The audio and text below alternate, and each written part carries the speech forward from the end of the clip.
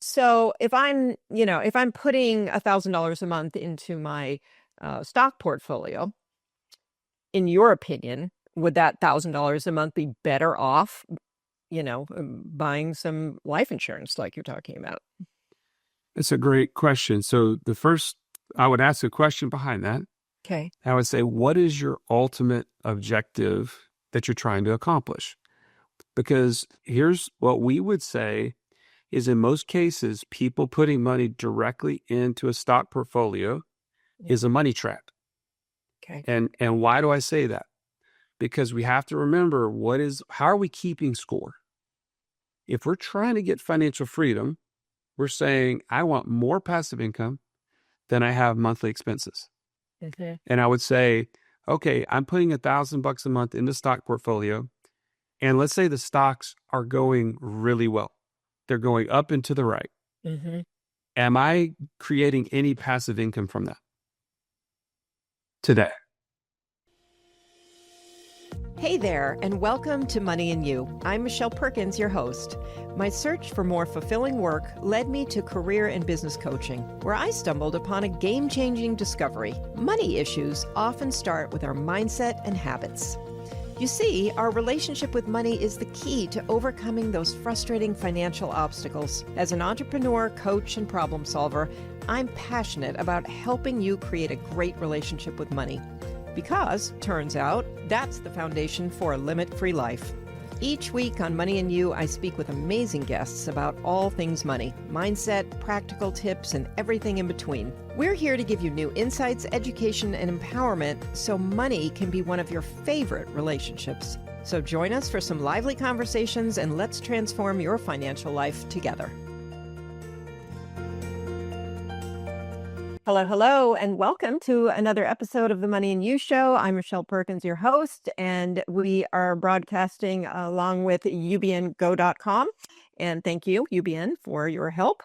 And I want to get started pretty quickly here because we have another great guest on today. I just love the variety of topics that our guests are bringing to light for people, and super excited to speak today with Joey Mure. He's co-founder and partner at Wealth Without Wall Street, an online community that seeks to re-educate business owners and families on how money truly works. Wall Street is not just a street in New York that puts Americans' money at risk, but it's also a commonly taught mindset. Wealth Without Wall Street exists to help people who want to become financially free without ever having to invest through Wall Street or become debt-free. Joey, thank you so much. I'm so happy to have you here today. This is going to be a great discussion. And, after reading your bio, you're so aligned, I think, with this show. And, there are a lot of people talking about financial freedom out there, but sometimes it's just a phrase, it's a catchphrase. And with others, like the kind folks who come on my show, it's there, there's actually a pathway and a lot of thought behind what that really means, and experience as well in helping people actually do that. So can you tell us a little more about your background and how you got to be doing this? Absolutely, Michelle. It's always good to be with like-minded people. And so this is not work for me. It's a privilege. I was stuck in the corporate grind for 11 years in the mortgage business. And I didn't even realize that I was in the middle of the rat race for a long time. And what I mean by that is I was in this position where I was making lots of money. I was making more and more income, but it really didn't give me any sort of fulfillment or freedom that I had originally thought higher income equals more freedom. In fact, it was quite the opposite. I think, before the show, I told you that my daughter was the one that painted these pictures in my background, but I have 5 daughters. I don't think I shared that part with you. Oh. And, I remember as I was getting older, we were having more kids. I was getting less and less and less time with them. And I was telling them, I'm working for you. But it really, kind of shook me when they were younger. We'd go to the beach. And this is a very common story for high level entrepreneurs, but for me, it was a wake up call. We're at the beach, and I told my wife and kids, I was like, you guys go on down to the beach. I'll be right behind you. I just have to take one more call. Mhm. And I know everybody's nodding their head like, yep, been there. And what happened? 4 hours later, Oh, I'm walking down that boardwalk behind the beach house, and there goes my wife and those beautiful girls walking back the other way, but their faces were just full of regret, disappointment, discouragement. There's dad. He's physically in our presence, but he is nowhere to be found. Like mentally, emotionally, he's miles away. And what it was is, I didn't know it at the time, Michelle, but I was the only asset at work in my family. yeah. There was no money at work. Money was not coming, money was not working as hard as I was. And so therefore, I had no freedom. I had to keep my foot on the gas pedal, because as soon as I let up, what happened? That next deal didn't come in the door. That next deal didn't close. I was chasing. That's exactly what the rat race is. And something had to change. I didn't know the answer at the time, but over the course of the next several years, I learned some things, changed the trajectory, and that has led to what is now Wealth Without Wall Street, where we're helping people to get to financial freedom as fast as possible. Yeah. Oof, lot there. I love that. Financial freedom is a really interesting term, and it's Googled a lot, it's out there a lot. But it's so individual. So what constitutes financial freedom for one person is a very different thing from somebody else. I mean, a person with 5 daughters being financially free is a different thing than a single 30-year-old, somewhere in a big city. I mean, it's just, you have to spend that time, I feel, really trying to define it for yourself. And I think most people don't. They're just, they get on that treadmill and they get into the rat race. And once you're in it, there's not that much time to sit and contemplate your life. I mean, I do vividly remember that from my corporate days. As an entrepreneur, I resist it a little, but I'm always told, have a few hours a week that are just your visioning time. Your Go outside and sit under a tree with your notepad and write your ideas. I mean, unless you have that space, you can't get creative. You can't figure out what financial freedom really is, not what, this kind of illusion that's out there. And you bring up a great point, because I love talking about mindset and this idea that hard work, you know, equals more money is a huge one that we grew up with. Go to school, work hard, and everything's going to be fine. And but it's not actually a good mindset. I mean, to put it as simply as possible, because you can work yourself to death or to a point where you're not seeing your family, and it doesn't equate to more money. No, in fact, I remember this. The fact that you just said that made me think of this. I was at Wells Fargo at the time, and I was a branch manager, but there was one guy above me, and then there was a guy above him, the regional manager. And I remember like thinking, oh man, I could move up in the company and all this sort of stuff. I actually had spent time with the regional manager personally. And actually, the more I got to know about him, I didn't really like him very much. Like I didn't really like his lifestyle to begin with. And then that wasn't like, totally putting me off, but literally a couple years later, the guy died on a treadmill at a conference that he was traveling for work, Oh, literally a heart attack, and he was like in his early 50s. And I remember thinking, man, the amount of stress that he must have been under that led to that. I don't want anything to do with that. Like that's not the future. Like that's not what I'm signing up for. right. Um, and I think what you just said is I'm going to clarify one thing. You said people have to define financial freedom for themselves. They have to actually know their why, or what would they be doing if they were financially free. And I think that is a very personal thing, but I'll simplify it for everybody else listening. The formula is actually universal. It's actually, everybody can have the same formula.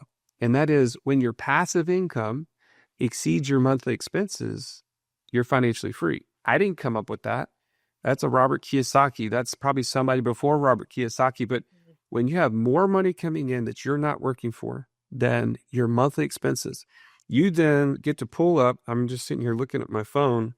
I get to pull up my phone, and all those little colored boxes, we're all used to doing it, right? We put them in there, but I get to put those boxes into those spaces. Like nobody else is actually placing those on my calendar on their behalf because I'm not trading my time for their money. Right. I get to choose. That is what the definition and the formula gets you. And so our job is not to, make finances really complex and confusing. It's how can I create more passive income than I have monthly expenses? Yeah. And if you don't know those answers, you got to start with the formula, and then you can start making decisions in light of that line up with your personality and your training, your experiences, all those sort of things. So we can dive into all that, but I think Wall Street has tried to make this more complex than it is. And I want to simplify for everybody listening because you can get there. It's actually much easier than they make it out to be.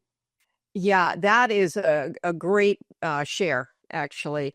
And, I always like to go back to, because when I talk about hard work not equaling more money, I don't mean don't engage in hard work, because it's something it's one of my big values. I've been working hard since I was a teenager, and I do value that. I value it in my kids. I'm always like, go, you're working hard. But what you don't want to do, you want to be conscious. You want to be conscious of what you're doing, why. Like you said, you need to know your why. That is a huge part. You can have a vision, but if there's no why attached to it, it's easy to just let it go or not keep pursuing it. But yeah, so it is absolutely nothing wrong with hard work. That's actually a great thing. But to do it because you think it's somehow connected with, your bank account is just going to be going up and up if you just keep working hard. That's the piece. That's the mindset I think that needs to shift. And you obviously have created this with a completely different mindset. Like you can actually create all this income passively, and then you can choose what you put on your calendar for the rest of the time.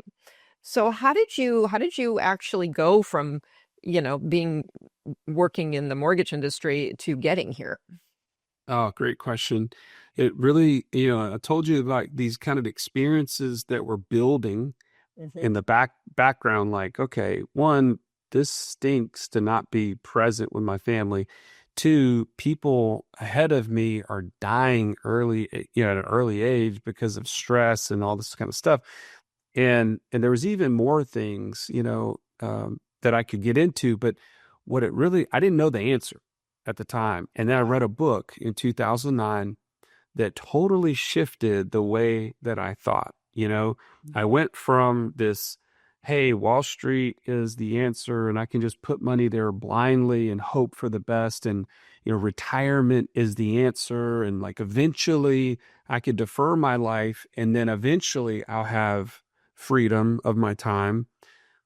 But this book talked about taking control of our finances.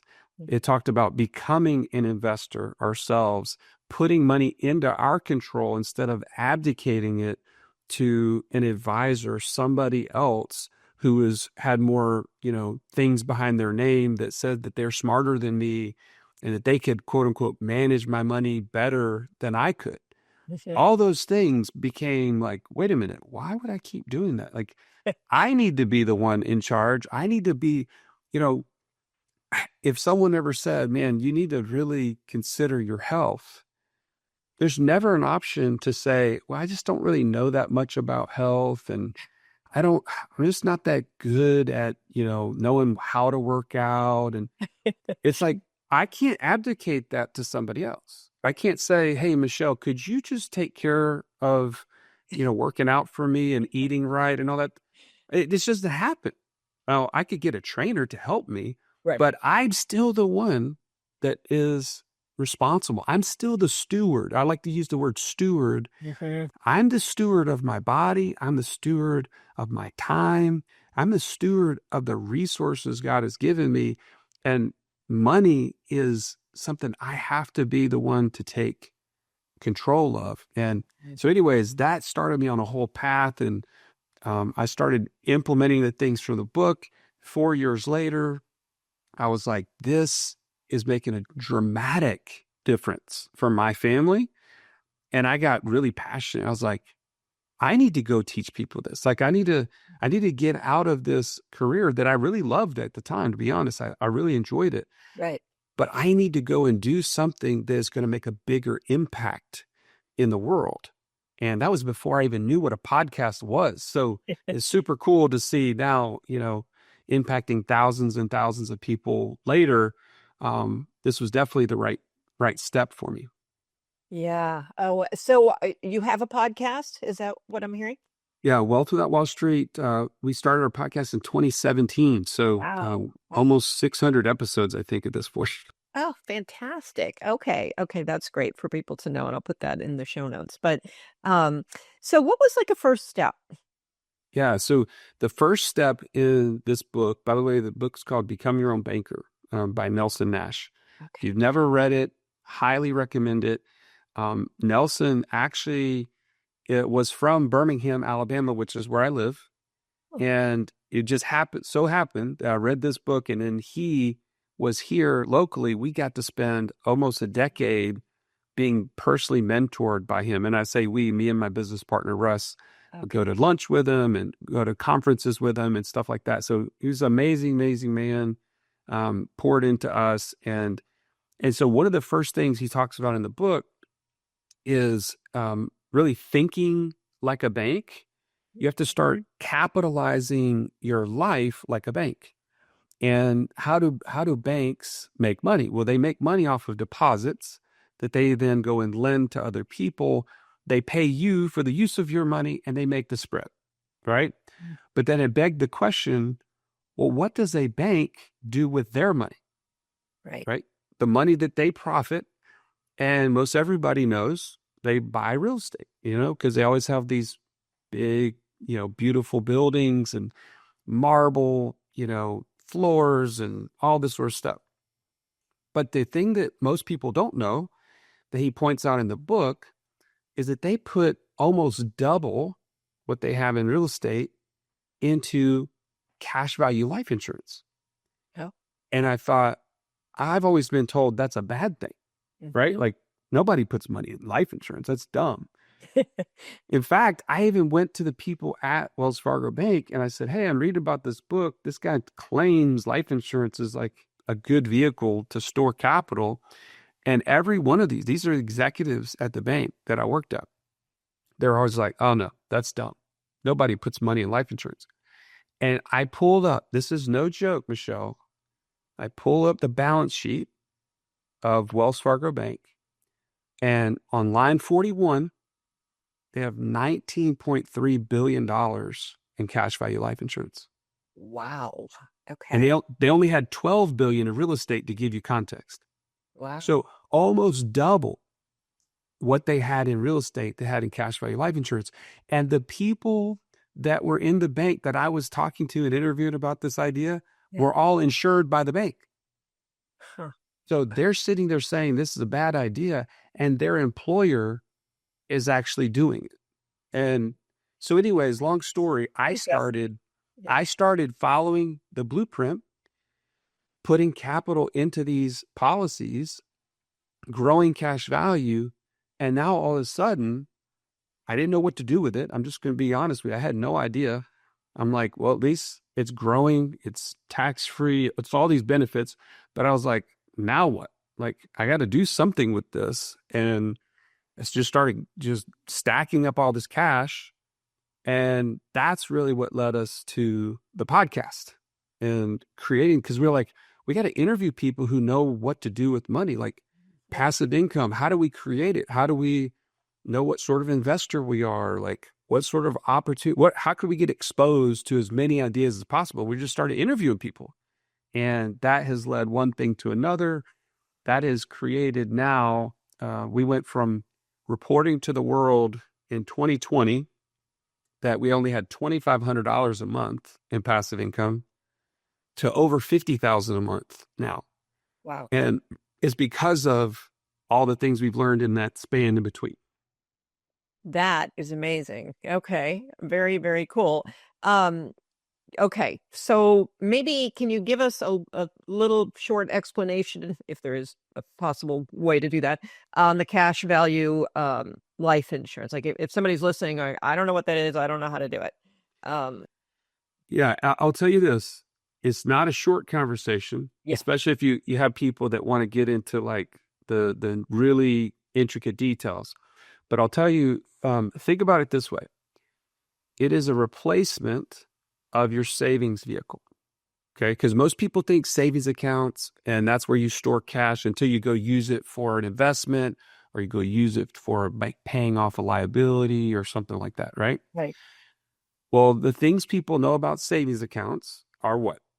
They're safe. Yeah. Uh, they have some interest component, whether it's, 0.2% or whatever the case is, Yeah. and it's taxable and it's accessible, right? Those are about the only things we know. Mhm. Well, you compare that to a life insurance, a cash value life insurance policy, and we're talking about whole life here, not like index universal or any of those other types. You compare it to that. They're growing with a guaranteed rate of return, typically 3 to 5% over a long period of time. They have dividends that are also tax free. So it's growing at that, but it's also growing tax free. It's accessible either through withdrawals or a loan feature. Mhm. And it is typically creditor protected. But the key component is that you can always borrow against it with the insurance company. Like the insurance company gives you the ability, let's say I have $100,000 of cash value. I can borrow against that 100,000 as collateral, use the insurance company's money, go make an investment in something else. And now the investment is growing and my cash value is growing at the same time. So that's the difference between a savings account and this, because I take money out of my savings account to make the same investment. That money's no longer growing. The Right. investment is growing, right? Knock on wood, but the cash is no longer growing. And Right. so this allows us to do both of them at the same time. And you start to think about what's the real return whenever you start to stack this upon itself and you start doing, I think we have 16 different passive income streams. You start doing both of those at the same time, it gets really exciting really fast Yeah. to see the impact that your cash is going to have over your lifetime versus just your investment portfolio. Mhm. Well, speaking of your investment portfolio, I'm going to ask you a question, and I don't want the audience to think whatever the answer is advice. This is curiosity on my part. Okay. So I don't, this is meant to open people's minds. And then if they're curious, they go to somebody with more expertise to find out, more basically.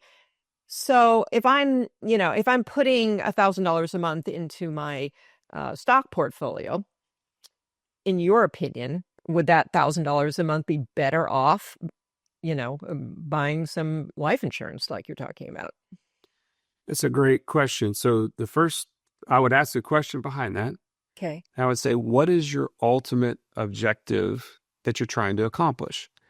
Because here's what we would say is in most cases, people putting money directly into a stock portfolio is a money trap. Okay. And why do I say that? Because we have to remember how are we keeping score? If we're trying to get financial freedom, we're saying, I want more passive income than I have monthly expenses. Okay. And I would say, okay, I'm putting $1,000 a month in the stock portfolio. And let's say the stocks are going really well. They're going up and to the right. Mm-hmm. Am I creating any passive income from that today? Not No, because it's just appreciating, right? It's like, Right. yeah. So I'm not getting any cash flow from it today. So if it's not producing a passive income, is it reducing a monthly expense? Hmm, interesting. Yeah. It's No, not. it's not. I mean, it's not doing either. So yeah. So then it's just a matter of is it getting me closer to or further from financial freedom? It can only be one or the two.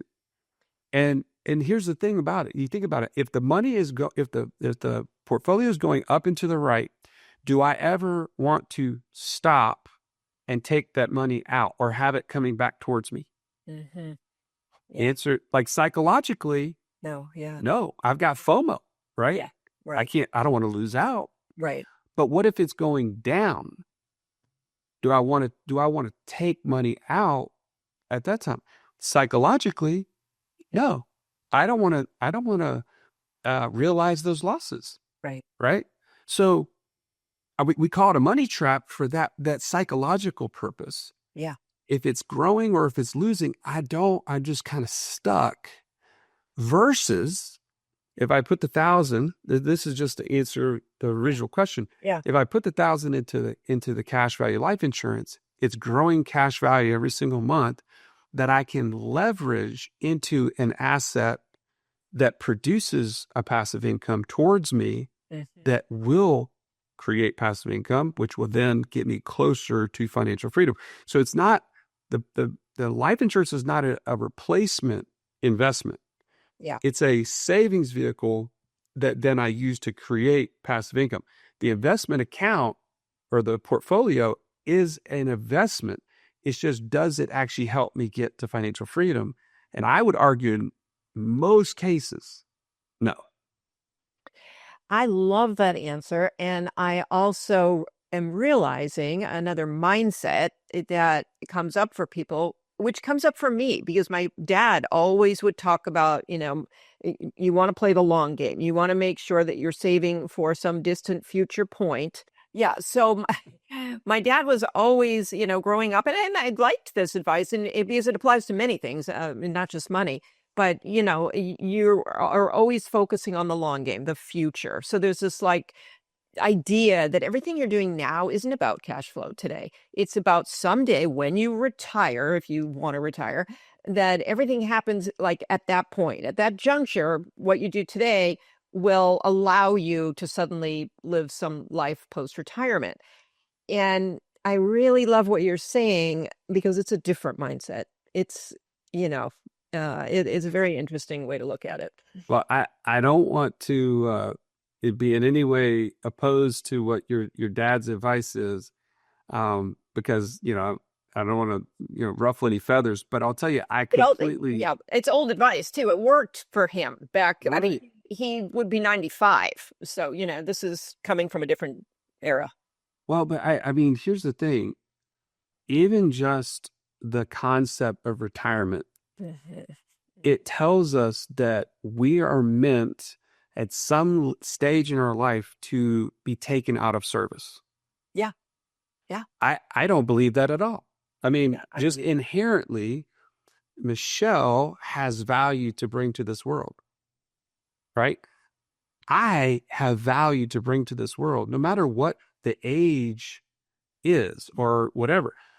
The idea is retirement was brought on from the industrial age to say, hey, you are essentially a cog in a wheel, and at some point you need to be replaced with a younger cog.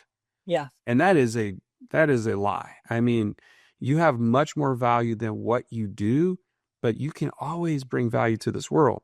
So the idea of retirement doesn't make sense. And number two, it also requires you to have the guarantee that tomorrow is going to be here. Yeah. Whereas what we do know is that our children are not going to want us around in the same capacity today that they do 20 years from now, or vice versa, right? I this is just a story I'll just share with, because it just impacted me so much. One of my daughters, she's number 4 for me. I was taking her to school one day, to like a preschool, and she's sitting back in the back. She's got her little harness on in her kid seat, and she just talking away, because usually me and her don't get one-on-one time a lot, and so she's just soaking this up. She just yep. But then she says, Dad, you gonna pick me up from school today? And I was like, no, I can't pick you up today. Your mom's going to pick you up. And first of all, I was a little bit like frustrated. She asked me because I'm like, she knows better than that. Like I rarely even get to take her to school. It's like a once in a lifetime thing because I'm busy working all the time. And so I said, no, your mom's going to pick you up. She says, why are you not going to pick me up? And I was like, well, I have to work. And she said, this is where it impacts. She said, why you have to work? And I mean, this is simple, innocent questions, right? Yeah. And I said, well, I have to pay for this car. I have to pay for our house. I have to pay for the food that we eat. She says, we already have a car. We already have a house. We already have groceries. And I said, that's where it clicked for me. It's like, she wants nothing more than dad to be with her. Yeah. She doesn't care about all this other stuff. She wants me. But I guarantee you 20 years from now, we're not going to be having this conversation. Yeah. Because she's going to be at a totally different stage. I can't buy this time back. Yeah. Right? So retirement tells me I have to wait 20, 30, 40 years, depending on how old I am today, to start living when life is happening today. And I will never regret spending time with her, but I will regret not spending time with her. And it was because that was the moment. I literally remember this, Michelle. I went to my office and I told Russ, my business partner, I was like, we got to create passive income today. Like this is before I knew all this stuff. I'm just saying. And I was like, this is a must. It's because I don't never want to tell my daughter I have to go to work.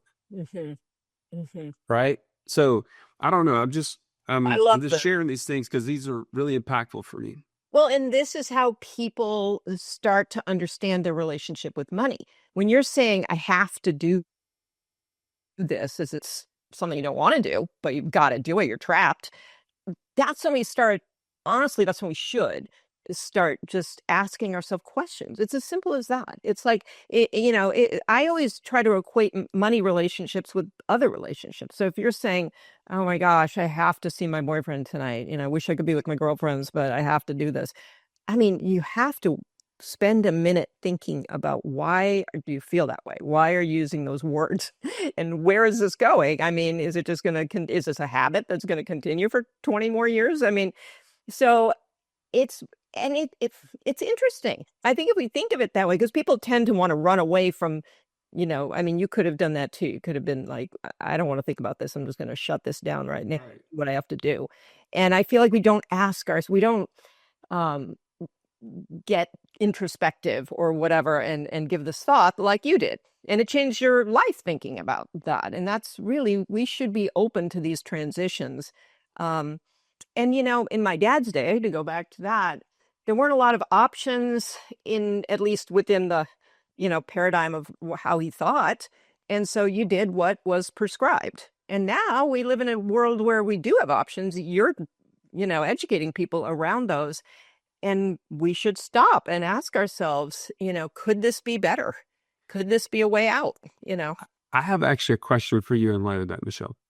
So you're constantly helping people understand their relationship with money. Do you find that people just don't know how to dream anymore?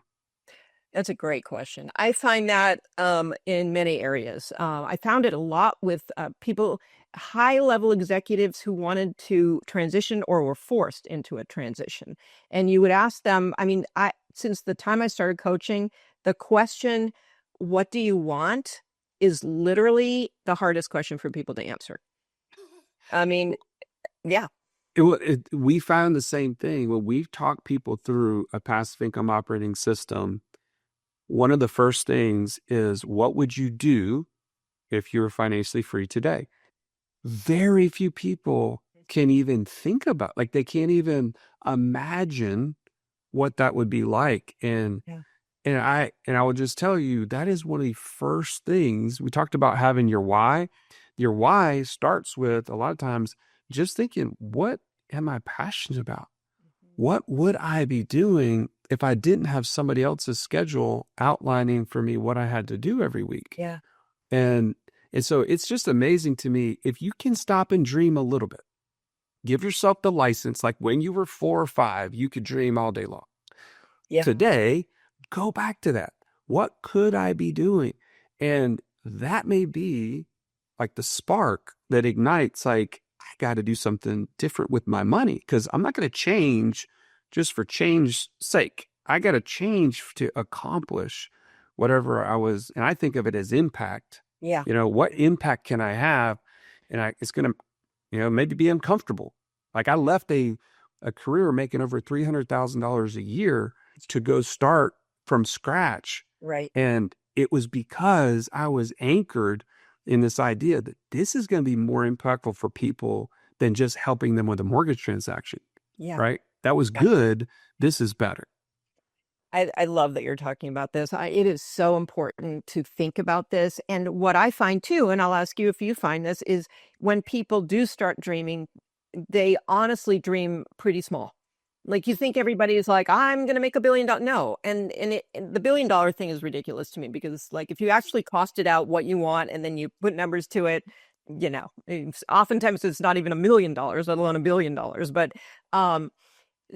but I also find it's very evolutionary. Like you start out with a dream that feels like a stretch, but objectively somebody looking at it will think, oh, that's not a very big dream, but that's okay. And then as you kind of level up. I have a business mentor who talks about, new devil, new level. And it's always, or maybe it's the opposite. I can't remember. I think that's it.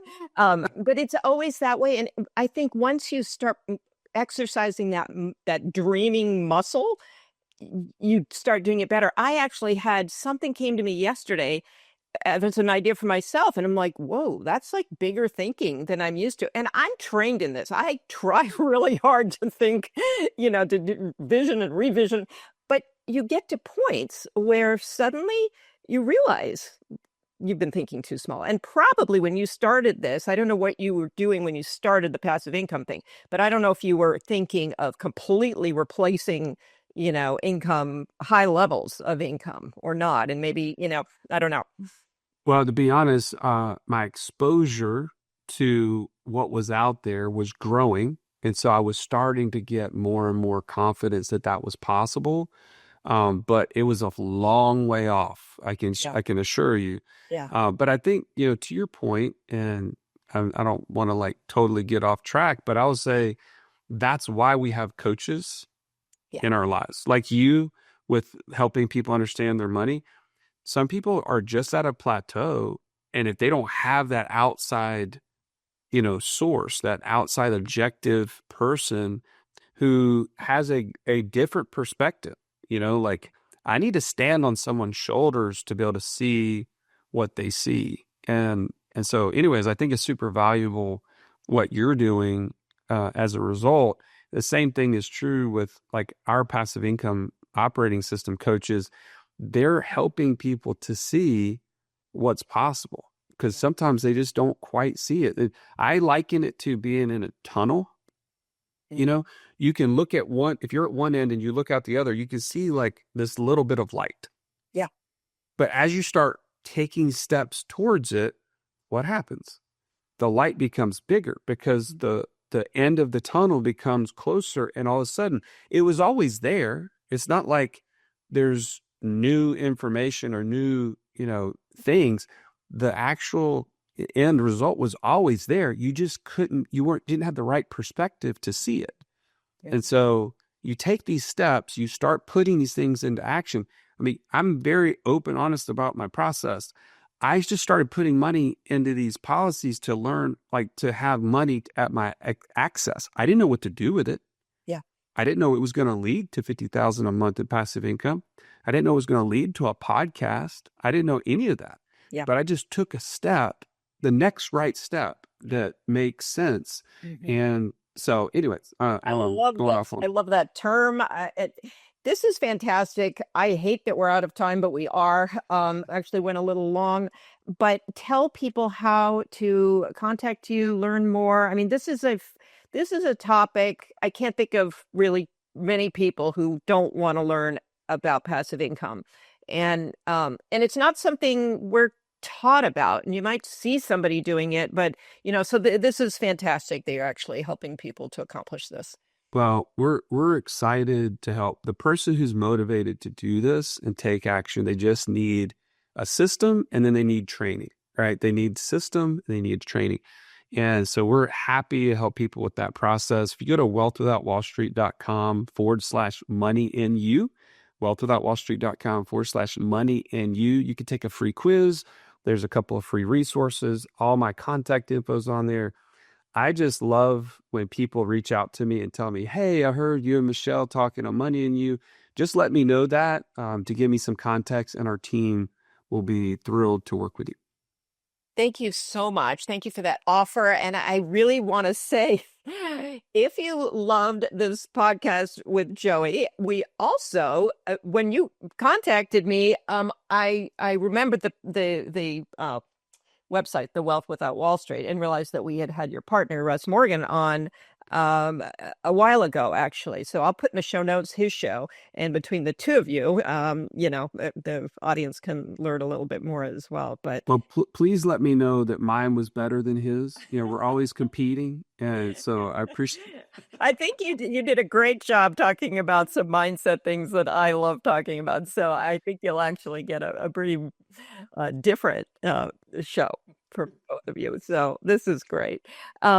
Yeah, Joey, thank you so much. This has been very, very interesting. There's so much more to talk about. I think we touched on one passive income stream out of how many that you help people with? There's at least 16 to 20 that we personally do. So, okay. All right. Absolutely. Well, that's a reason to grab that quiz and contact you as well. So thank you so much. Wealthwithoutwallstreet.com is your website. And I'll be getting this out there, and I so appreciate you coming on. I think this was interesting on so many levels. So you really help people see the why around this, which I find really important. So thank you. No, thank you. Likewise, it was a great time. Okay. Well, thank you. And thank you, audience, for joining us on another great episode of the Money and You Show. We love having you listen to the show. We hope you continue to do so. Subscribe, leave us a rating and a review, share it with your friends. I know you know people who need to hear this show. So please share it. And we are so grateful. And thank you for joining us. And we'll see you next week.